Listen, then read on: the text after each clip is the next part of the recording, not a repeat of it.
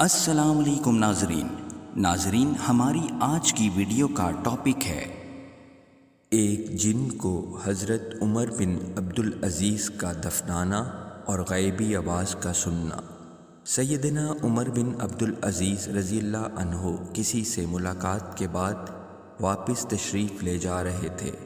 راہ میں ایک اژدہا مرا ہوا دیکھا۔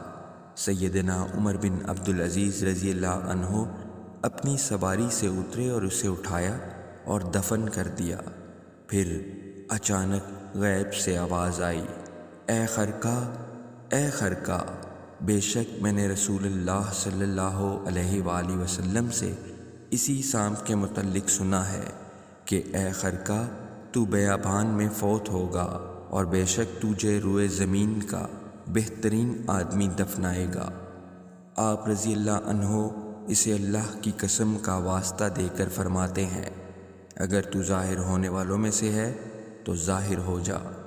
اس نے کہا، میں ان 7 میں سے ہوں جس نے اس وادی میں اللہ کے رسول صلی اللہ علیہ وآلہ وسلم سے بیعت کی، اور میں نے آقا صلی اللہ علیہ وآلہ وسلم سے یہی سنا ہے، اے خرقہ، تو بیابان میں فوت ہوگا اور تجھے روئے زمین کا افضل ترین آدمی دفن کرے گا۔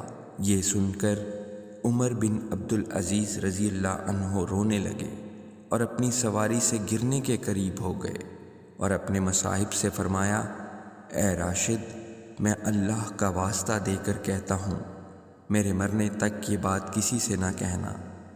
یہ خبر غیب سے ہے کہ کون کہاں مرے گا، بعطائے رب عز و جل اس کے حبیب صلی اللہ علیہ وآلہ وسلم جانتے ہیں کون کہاں کب مرے گا۔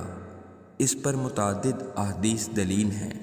یہی عقیدہ جنات کا تھا، اور روئے زمین کے افضل ترین شخص یعنی عمر بن عبدالعزیز رضی اللہ عنہ کا اس بات کو تسلیم فرمانا بھی دراصل اس کی تائید ہی ہے، اور الحمدللہ آج بھی اہل اسلام اسی عقیدے پر ہے۔